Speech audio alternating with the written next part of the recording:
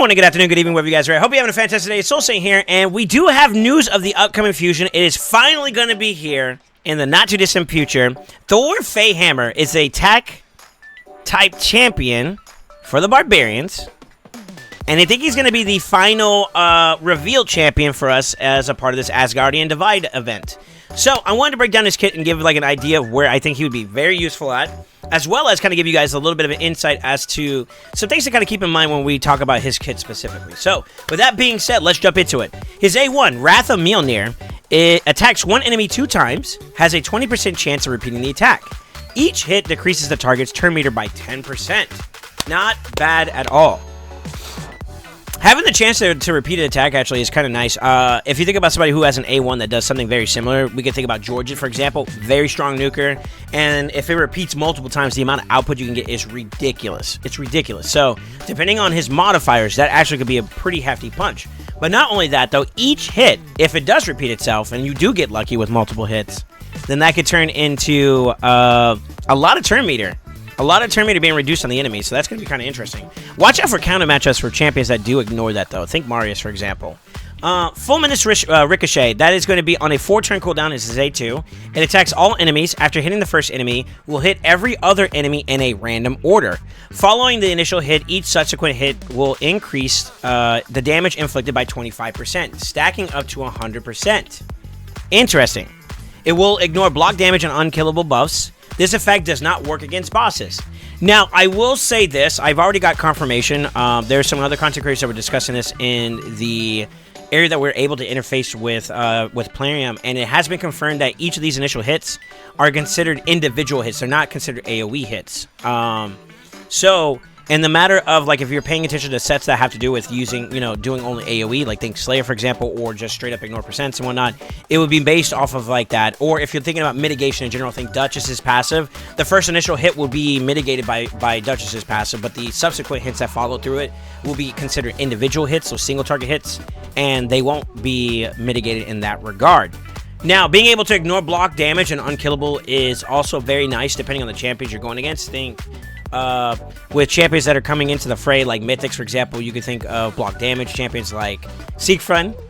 You could think of unkillable champions like, let's see, who can I think of right off the rip? Gizmak in the second form. Those things, they can be ignored, so that's kind of nice there. Now, I have a little bit of an issue with the fact that it's a randomized hit. So, it's not going to be in a specific order, in any case and form. So, like, there's a little bit lack of control there.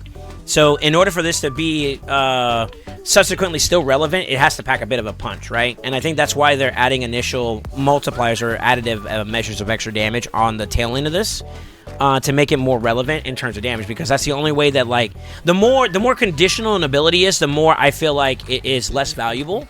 The abilities that just do what they got to do right off the get-go without any type of interaction, any type of, like, prerequisites being, you know, checked off a list, they're normally pretty consistent at being able to do what they got to do. So, falls off the mark, but if the damage multipliers along with the increased stacking effect in there is substantial, then that could be very, very nasty. So, not bad at all. Not bad at all. Very interesting. We're looking at him, and he's coming in as he is supposed to be, an attack-type nuker, so he's going to pack a punch, hopefully, right?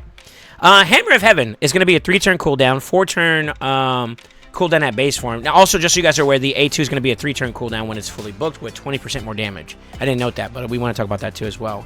Hammer of Heaven, though, 4-turn, it's also going to be bookable down to a 3-turn. Attacks all enemies, but before attacking, he places a buff on himself, increase attack and increase crit damage for 2 turns on only this champion, so it's just for himself. So he has a pre-setup move. It also has a 75% chance of permanently decreasing the resistance of each enemy by 10%, stacking up to 50%. Also has a 75% chance of placing a decreased speed debuff on all enemies for 2 turns. Now, this is interesting. On a 3-turn cooldown, being able to buff yourself, always good for buffers, or especially nukers, especially if you're going in an environment like, for example, I have a big affinity towards using my Siphi right now, and Siphi only buffs, you know, increased defense champions right now, so if you're trying to amplify the output of your nuker, you know, you're going to need someone else to provide that increased attack.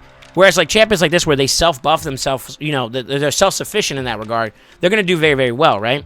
Now, the resistance factor is a very, very interesting aspect, and I think if I had to put my finger on it, the reason why they're doing this is because there's a lot more champions in the game today that have some kind of scaling factor off of resistance.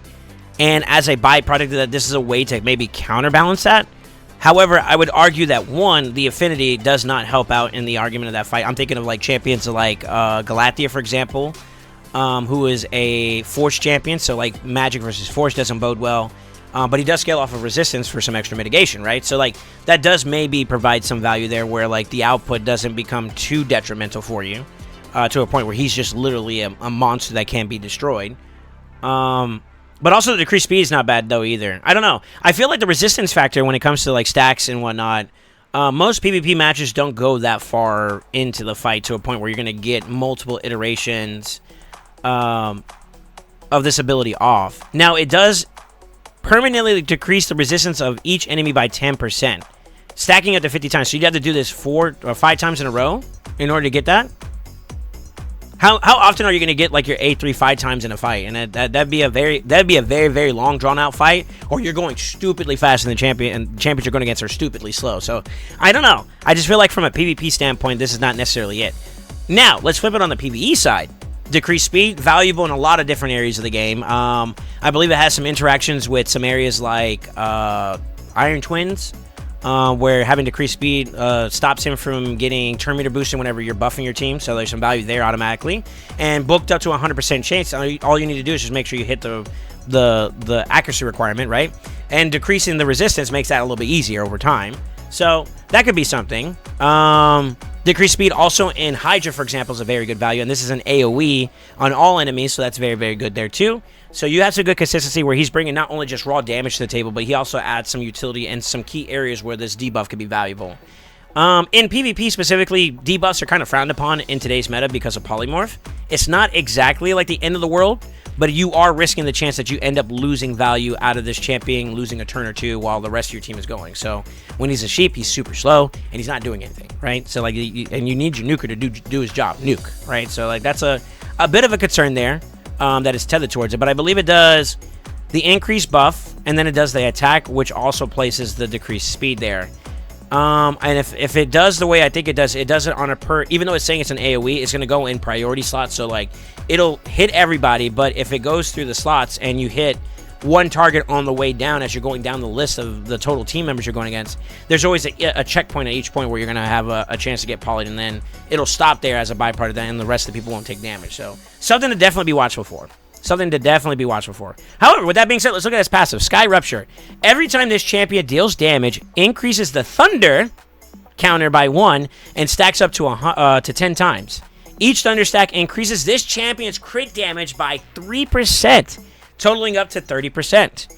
Once the thunder counter reaches 10, attacks all enemies and places a stun debuff for 1 turn. After the attack, the thunder counter resets to 0. So he has a built-in temporary scaling factor on his passive. That's kind of cool. That's very cool. The stun is a nice little nod too, because it is an extra variable of utility. Yet again, another polyable ability or debuff that can kind of cause some problems for him staying in the fight. Nevertheless, so if you're at that point where you're up to 10 stacks and you're ready to let go and let God, you know, hey, Thunder's going to bring the hammer, you know what I mean? Like Thor's going to do his job. Not bad. That's actually that's a really cool mechanic. I think that's kind of unique.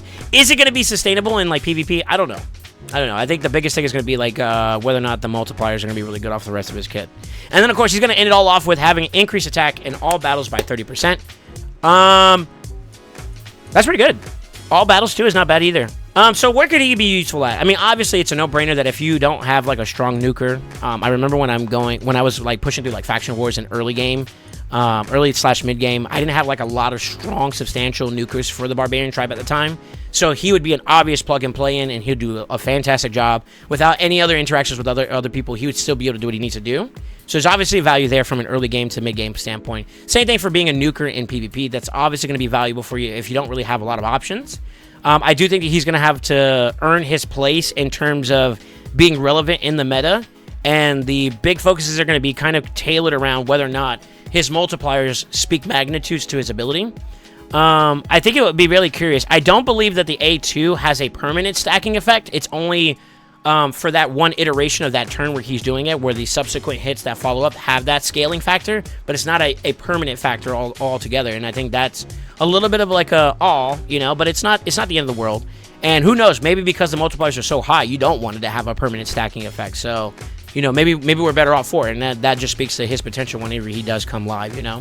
I do think that A1 is actually very, very strong. I think it's very, very strong if we're gonna use that as an outlet for not only getting like repetitive damage from a multi-hitting standpoint, but also just the ability to just turn me to reduce somebody is kind of nasty too as well. So like you're not only punishing them from a damaging standpoint, but you're also limiting the amount of opportunity they're able to get themselves back into the fight. And that could be all you need to prevent them from being able to turn the tides and, you know, recover from whatever you were doing before to them, you know. So like very, very good. Yeah, not too bad at all. I think that if he was a Magic champion, I think that's the biggest issue I have with him. I'm very curious as to why Plarium is constantly introducing more and more champions that have some kind of stacking effect of reducing the enemy's resistance in battles.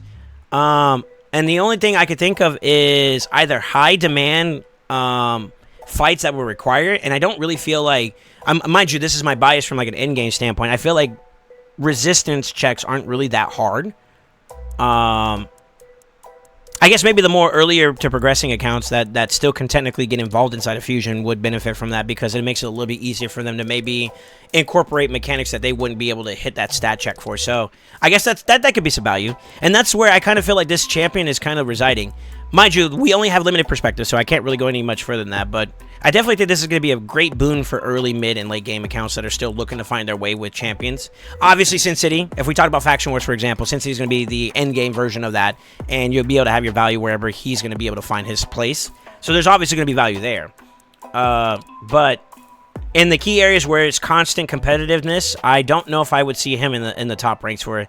But time will tell. Time will tell. Let me know what you guys think in the comments below. Are you guys thinking that this champion is leaving much to be desired? I do think that if they added maybe some, instead of like ignore resistance, maybe they just had ignore percent defense or something like that. Most of the top end nukers right now think Seek Front, think even like Sun Wukong, who's still very relevant in today's meta, who has that pack-a-punch on their kit that has that ignore percent. Maybe that could be a little bit more valuable. But nevertheless, what do you guys think? Do y'all think that Thor's going to be worth going for a fusion? Are you excited for it? Are you kind of burnt out on resources for it? I can tell you this right now. We've had so many events coming up, so maybe this might be a passer for you just because of the resource strain, you know? I don't know. Anyways, with that being said, don't forget to like, comment, subscribe, and as always remember, stay ascendant.